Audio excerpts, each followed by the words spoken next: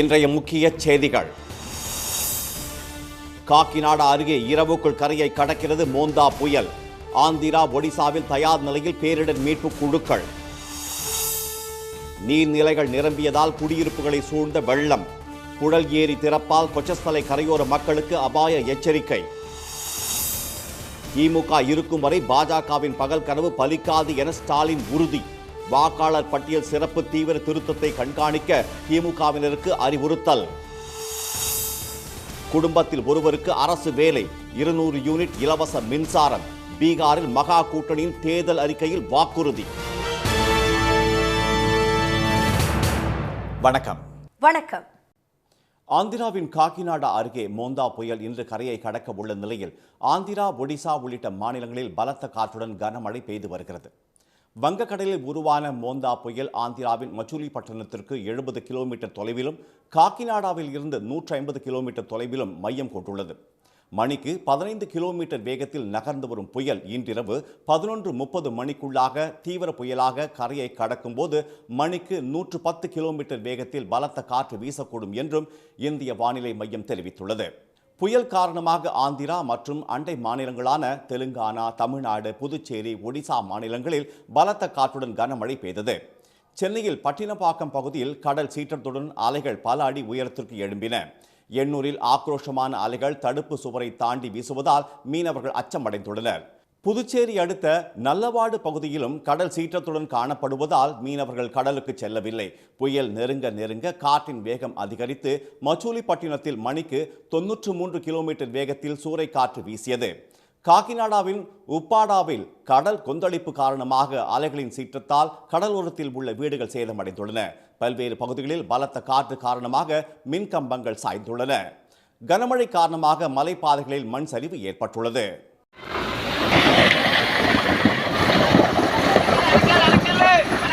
காக்கிநாடா, ஸ்ரீகாக்குளம், விசாகப்பட்டினம், ஏலூர், கிழக்கு மற்றும் மேற்கு கோதாவரி, அனகப்பள்ளி, BR அம்பேத்கர், கோனசீமா உள்ளிட்ட மாவட்டங்களுக்கு அதி கனமழைக்கான சிவப்பு எச்சரிக்கை விடுக்கப்பட்டுள்ளது.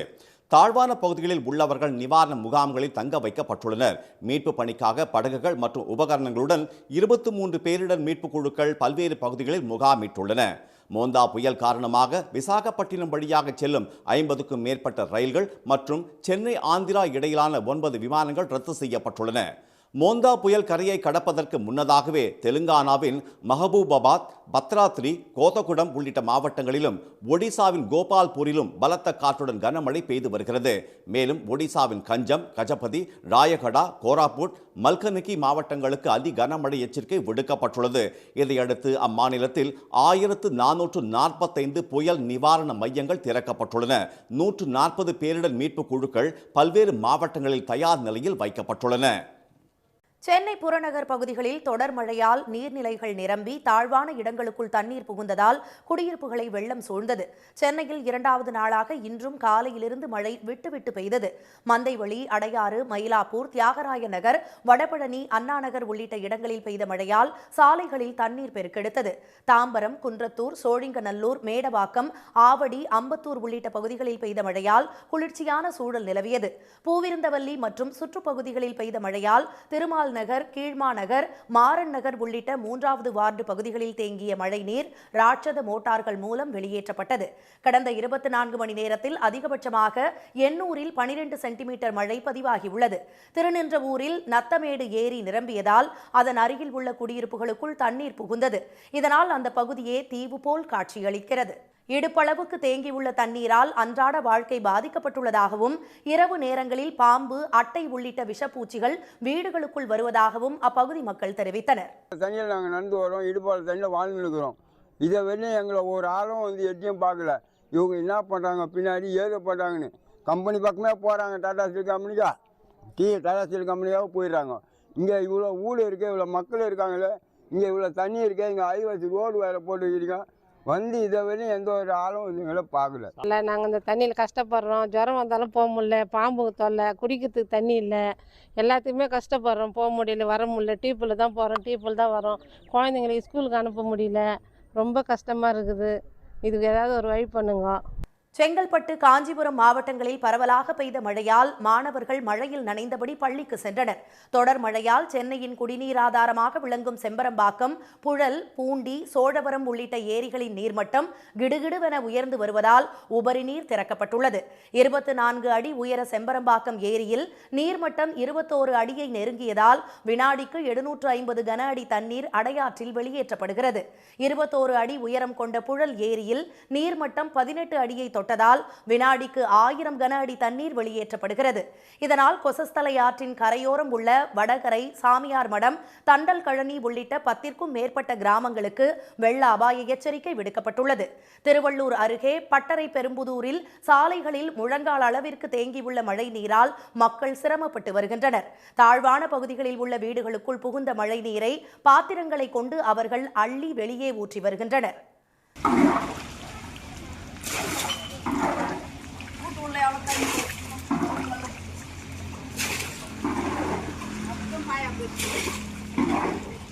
வேலூர் மற்றும் சுற்றுவட்டார பகுதிகளில் பெய்த மழையால் கன்சால்பேட்டை, இந்திரா நகர், காந்தி நகர் ஆகிய இடங்களில் மழைநீர் தேங்கியது. பாதிக்கப்பட்ட பகுதிகளில் ஆய்வு செய்த மாவட்ட ஆட்சியர் உள்ளிட்ட அதிகாரிகள் மருத்துவ முகாம்களை நடத்தினர். மேற்கு தொடர்ச்சி மலைப்பகுதிகளில் பெய்து வரும் கனமழையால் சுருளி அருவியில் வெள்ளப்பெருக்கு ஏற்பட்டுள்ளதால் 11வது நாளாக சுற்றுலா பயணிகள் குளிக்க தடை நீடிக்கிறது. தமிழ்நாட்டின் மீது தாக்குதல் தொடுக்கும் பாஜகவின் பகல் கனவு திமுக இந்த மண்ணில் இருக்கும் வரை நிறைவேறாது என்று திமுக தலைவரும் முதலமைச்சருமான திரு மு.க.ஸ்டாலின் தெரிவித்துள்ளார். திமுக நிர்வாகிகளுக்கான என் வாக்குச்சாவடி வெற்றி வாக்குச்சாவடி பயிற்சி கூட்டம் மாமல்லபுரத்தில் நடைபெற்றது. கூட்டத்தில் உரையாற்றிய திரு ஸ்டாலின் 2026ஆம் ஆண்டு நடைபெறும் தேர்தல் தமிழ்நாட்டின் எதிர்காலத்தை நிர்ணயிக்கும் தேர்தல் என்றும், தனித்தன்மையோடு நிமிர்ந்து நிற்கும் ஆட்சியா அல்லது டெல்லிக்கு வளைந்து கொடுக்கும் அடிமைகளின் ஆட்சியா என்று தீர்மானிக்கும் தேர்தல் என்பதுடன் தமிழ்நாட்டின் சுயமரியாதையையும் தனித்தன்மையையும் காப்பாற்றப் போகும் தேர்தல் என்று கூறினார். எந்த மாநில அரசும் செய்திராத திராவிட மாடல் அரசின் திட்டங்களும் சாதனைகளும் கோடிக்கணக்கான மக்களின் உள்ளங்களிலும் இல்லங்களிலும் சென்று சேர்ந்திருப்பதால் திமுக கூட்டணி மீண்டும் வெற்றி பெற்று திராவிட மாடல் 2.0 ஆட்சி தொடங்கும் என்றார் அவர். ஒன்றிய பாஜக அரசு தமிழ்நாட்டுக்கு செய்து கொண்டிருக்கும் துரோகங்களை, வஞ்சகங்களை எதிர்கொள்ளும் வலிமை திமுகவுக்கு மட்டுமே உள்ளது என்று கூறிய முதலமைச்சர், திமுக இருக்கும் வரை பாஜகவின் பகல் கனவு பலிக்காது என்றார். தமிழ்நாட்டுக்கு எல்லா வகையிலும் அநீதி இழைக்கப்படுது. சட்டங்களால், உத்தரவுகளால், ஆளுநரால் என தொல்லை மேல் தொல்லை கொடுத்துக்கிட்டு இருக்கிறாங்க. இது தமிழ்நாட்டு மேல தொடுக்கப்படக்கூடிய தாக்குதல். இந்த தாக்குதலை முறியடிக்கிற வல்லமை நமக்குத்தான் இருக்கு. பாஜகவினுடைய பகல் கனவு திமுக இந்த மண்ணில் இருக்கிற வர அந்த பகல் கனவு நிச்சயம் நிறைவேறாது. அண்ணாவும் கலைஞரும் ஏற்படுத்திய சுயமரியாதை உணர்வால் பாசிச பாஜக ஆட்சிக்கு அடிபணியாமல் முதுகெலும்போடு எதிர்த்து நிற்பதாக கூறிய திரு ஸ்டாலின், அதனால்தான் பாஜகவினர் நமக்கு எதிராக சூழ்ச்சிகளில் ஈடுபடுவதாக குற்றம் சாட்டினார். அவரவர் வாக்குச்சாவடிகளில் வெற்றி பெறுவது அனைவரின் இலக்காக இருக்க வேண்டும் என்று கேட்டுக்கொண்ட அவர், ஒற்றுமையாக செயல்பட்டு பூத் வாரியாக அனைத்து விவரங்களும் தமக்கு அனுப்பி வைக்கப்பட வேண்டும் என்றும், இல்லாவிட்டால் தாமே போனில் விசாரிப்பேன் என்றும் எச்சரிக்கை விடுத்தார். எஸ்ஐஆர் எனப்படும் சிறப்பு தீவிர வாக்காளர் பட்டியல் திருத்தத்தை வைத்து மிரட்டும் RSS பாஜா தமிழ்நாட்டில் பலிக்காது என்ற திரு ஸ்டாலின், எஸ்ஐஆர் மூலம் வாக்காளர்களை பட்டியலிடுவதன் மூலம் பாஜகவும் அதன் கூட்டாளியான அதிமுகவும் வெற்றி பெற்றுவிடலாம் என்று தப்பு கணக்கு போடுவதாகவும் அதை சட்ட ரீதியாக திமுக எதிர்கொள்ளும் என்றார். மக்களின் வாக்குரிமையையே பறிக்க துணியும் எஸ்ஐஆர் செயல்பாட்டை விழிப்புடன் கண்காணிக்க வேண்டும் என்று திமுக முகவர்களை கேட்டுக்கொண்ட அவர், உண்மையான வாக்காளர்கள் அனைவரும் வாக்காளர் பட்டியலில் இடம்பெறுவதை உறுதி செய்ய வேண்டும் என்றும் அறிவுறுத்தினார். பீகாரில் மகா கூட்டணியின் தேர்தல் அறிக்கையில் குடும்பத்தில் ஒருவருக்கு அரசு வேலை வழங்கப்படும் என்று வாக்குறுதி அளிக்கப்பட்டுள்ளது. அந்த மாநிலத்தில் உள்ள 243 சட்டப்பேரவை தொகுதிகளுக்கு நவம்பர் 6 மற்றும் 11ஆம் தேதிகளில் 2 கட்டங்களாக தேர்தல் நடைபெறுகிறது. முதல் கட்ட தேர்தலுக்கான பிரச்சாரம் சூடுபிடித்துள்ள நிலையில் தேசிய ஜனநாயக கூட்டணி சார்பில் பிரதமர் திரு மோடி, மத்திய அமைச்சர்கள், பாஜக ஆளும் மாநில முதலமைச்சர்கள் தீவிர பிரச்சாரத்தில் ஈடுபட்டுள்ளனர். மகா கூட்டணி வேட்பாளர்களை ஆதரித்து எதிர்க்கட்சித் தலைவர் திரு ராகுல் காந்தி முசாஃபர்பூர் மற்றும் தர்பங்கா மாவட்டங்களில் நாளை பிரச்சாரம் செய்கிறார். இந்நிலையில் மகா கூட்டணியின் தேர்தல் அறிக்கையை பாட்னாவில் இன்று மாலை மகா கூட்டணியின் முதலமைச்சர் வேட்பாளர் திரு தேஜஸ்வி யாதவ், காங்கிரஸ் செய்தி தொடர்பாளர் திரு பவன் கெரா உள்ளிட்டோர் வெளியிட்டனர். தேஜஸ்வி பிரமாண பத்திரம் என பெயரிடப்பட்டுள்ள தேர்தல் அறிக்கையில் குடும்பத்தில் ஒருவருக்கு அரசு வேலை, ஏழை மற்றும் நடுத்தர குடும்பங்களுக்கு 200 யூனிட் இலவச மின்சாரம் உள்ளிட்ட வாக்குறுதிகள் வழங்கப்பட்டுள்ளன. முன்னதாக செய்தியாளர்களிடம் பேசிய திரு தேஜஸ்வி யாதவ், இளைஞர்கள், விவசாயிகள், தொழிலாளர்கள், பெண்கள், மூத்த குடிமக்கள் ஆகியோரின் தேவைகளை பூர்த்தி செய்யும் வகையில் தேர்தல் அறிக்கை தயாரிக்கப்பட்டுள்ளதாக கூறினார். தொலைநோக்கு பார்வையுடன் தயாரிக்கப்பட்டுள்ள தேஜஸ்வியின் தீர்மான பத்திரம் கல்வி, மருத்துவம், வேலைவாய்ப்பு, சட்டம் ஒழுங்கு ஆகியவற்றை உறுதி செய்யும் 5 ஆண்டு திட்டத்தின் வரைபடம் என்று அவர் தெரிவித்தார். हम लोगों के तरफ से सीएम का चेहरा भी घोषित है और आज हम लोग जो है बिहार के लिए हमारी क्या योजनाएं रहेंगी अगले 5 साल के लिए, यानी जिसको आप तेजस्वी प्रण पत्र भी कह सकते हैं, घोषणा पत्र जो हम लोग आज जो है जारी करेंगे। लेकिन हम तो चाहते हैं एनडीए की तरफ से कि उनका मुख्यमंत्री का चेहरा कौन होगा और उनका घोषणा पत्र अब तक क्यों नहीं आया, उनका विजन क्या है। முதலமைச்சர் வேட்பாளரை அறிவிக்காத தேசிய ஜனநாயக கூட்டணி இதுவரை தேர்தல் அறிக்கையை ஏன் வெளியிடவில்லை என்று திரு தேஜஸ்வி கேள்வி எழுப்பினார். தாங்கள் தேர்தல் அறிக்கையை வெளியிட்ட பிறகு அதனை நகல் எடுத்து அவர்கள் வெளியிடுவார்கள் என்று அவர் விமர்சித்தார். திரு நிதிஷ்குமார் தலைமையிலான தேசிய ஜனநாயக கூட்டணி ஆட்சியில் பீகாரில் சட்டம் ஒழுங்கு மிகவும் சீர்குலைந்துள்ளதாக திரு தேஜஸ்வி குற்றம் சாட்டினார். திரு மோடியும் திரு நிதிஷ்குமாரும் பீகாரை பின்னோக்கி கொண்டு சென்று விட்டதாக கூறிய அவர், ஒவ்வொரு முறை பீகார் வரும்போதும் எதிர்க்கட்சிகளை மோசமாக விமர்சித்து எதிர்மறை அரசியலை திரு மோடி ஊக்குவிப்பதாக புகார் தெரிவித்தார். தேசிய ஜனநாயக கூட்டணியின் தேர்தல் அறிக்கை நாளை மறுநாள் வெளியிடப்பட உள்ளதாக அறிவிக்கப்பட்டுள்ளது. இதனிடையே ஜன்சுராஜ் கட்சி தலைவர் திரு பிரசாந்த் கிஷோரின் பெயர் பீகார் மற்றும் மேற்கு வங்க வாக்காளர் பட்டியல்களில் இடம்பெற்றுள்ளது தெரியவந்துள்ளது. இதுகுறித்து விளக்கம் அளிக்குமாறு அவருக்கு தேர்தல் ஆணையம் நோட்டீஸ் அனுப்பியுள்ளது. திருவாரூர், கடலூர் மாவட்டங்களில் ஆய்வு மேற்கொண்ட மத்திய குழுவினரிடம் விவசாயிகள் வாக்குவாதத்தில் ஈடுபட்டதால் பரபரப்பு ஏற்பட்டது. தமிழ்நாட்டில் தீவிரமடைந்து வரும் வடகிழக்கு பருவமழையால் டெல்டா மாவட்டங்களில் அறுவடை செய்த நெல்லின் ஈரப்பதம் அதிகரித்துள்ளது. இதனால் கொள்முதலுக்கான ஈரப்பத அளவை 22% உயர்த்த விவசாயிகள் கோரிக்கை விடுத்தனர். இதுகுறித்து தமிழக அரசு பரிந்துரை செய்ததை அடுத்து மத்திய அரசு அனுப்பிய 3 குழுக்கள் கடந்த சனிக்கிழமை முதல் ஈரப்பதம் குறித்து ஆய்வு செய்து வருகின்றன. திருவாரூரில் கொள்முதல் நிலையங்களில் சோதனை செய்த அதிகாரிகள் அங்கு குவித்து வைக்கப்பட்டிருந்த நெல்லின் ஈரப்பதத்தை பரிசோதனை செய்தனர். சிதம்பரம் அருகே புவனகிரியில் ஆய்வு செய்த மத்திய குழுவினருடன் வாக்குவாதம் செய்த விவசாயிகள் கண் துடைப்புக்காக ஆய்வு நடைபெறுவதாக கூறினர். இந்த இழப்பீடு யாரு சார் கொடுக்கறது? இதே ஒன்றரை வந்து இந்த ஆரம்பிக்கிறதுக்கு முன்னாடியே சொன்னாங்க, ஓபன் பண்றதுக்கு முன்னாடி இந்த இடம் வந்து சரி வராது, 1/2 கிலோமீட்டர் உள்ள தண்ணி பூரா இது வளாகத்துல பூந்து தான் வெளியில போவோம், எங்கேயாச்சும் வெளியில போறது வந்து இருக்கா பாருங்க. நீங்க விவசாயிகளின் கேள்விகளுக்கு பதிலளிக்காமல் அதிகாரிகள் புறப்பட்டு சென்றனர். கடலூர் மாவட்டத்தில் கலையூர், தூக்கனாம்பாக்கம் உள்ளிட்ட பகுதிகளில் ஆய்வு செய்த மத்திய குழுவினர் நனைந்து துர்நாற்றம் வீசிய நெல்மணிகளின் மாதிரிகளை எடுத்துச் சென்றனர். மத்திய குழுவின் ஆய்வு என்பது வெறும் சடங்கு என்று விமர்சனம் செய்த அந்த பகுதி விவசாயிகள் இதனால் எந்த பலனும் இல்லை என்று கூறினர். இனி வருவது செய்தித் துளிகள்.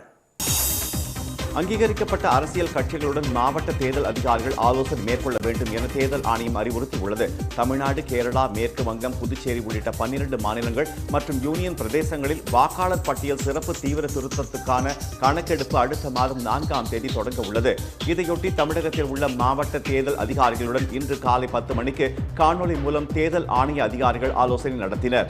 அப்போது சிறப்பு தீவிர திருத்த பணியில் ஈடுபடும் அலுவலர்களுக்கான பயிற்சி, வாக்காளர்களை உறுதி செய்ய 3 முறை தேர்தல் அதிகாரிகள் வீடுகளுக்கு செல்லும் நடைமுறை உள்ளிட்டவை குறித்து ஆலோசிக்கப்பட்டு அறிவுரைகள் வழங்கப்பட்டன.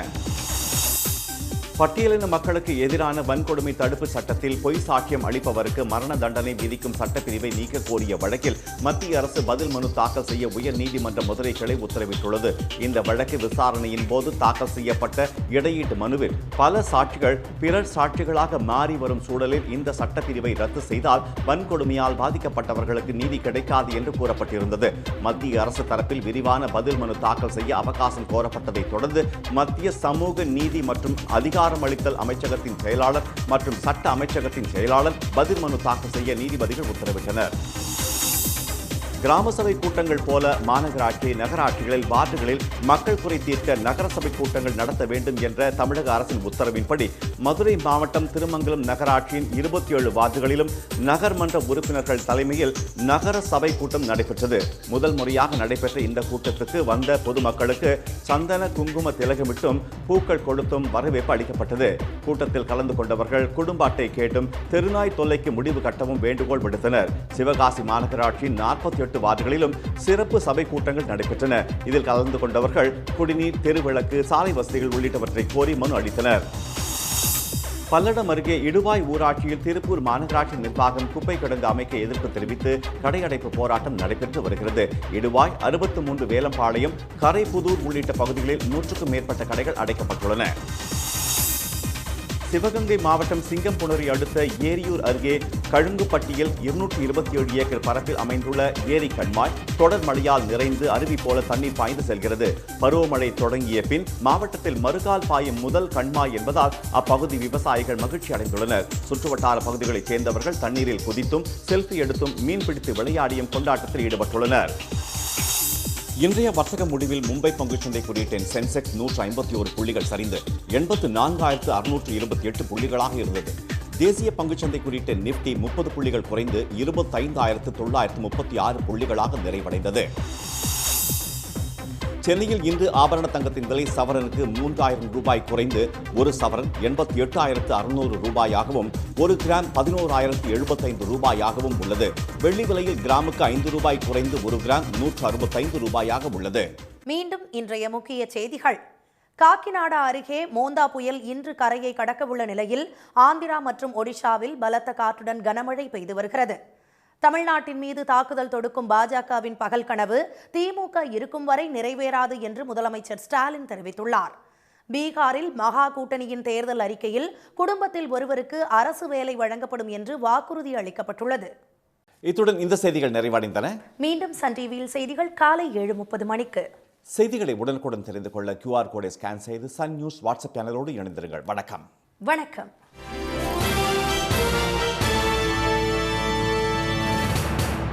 உடனுக்குடன் செய்திகளை தெரிந்து கொள்ள சன் நியூஸ் பெல் ஐகானை கிளிக் பண்ணுங்க.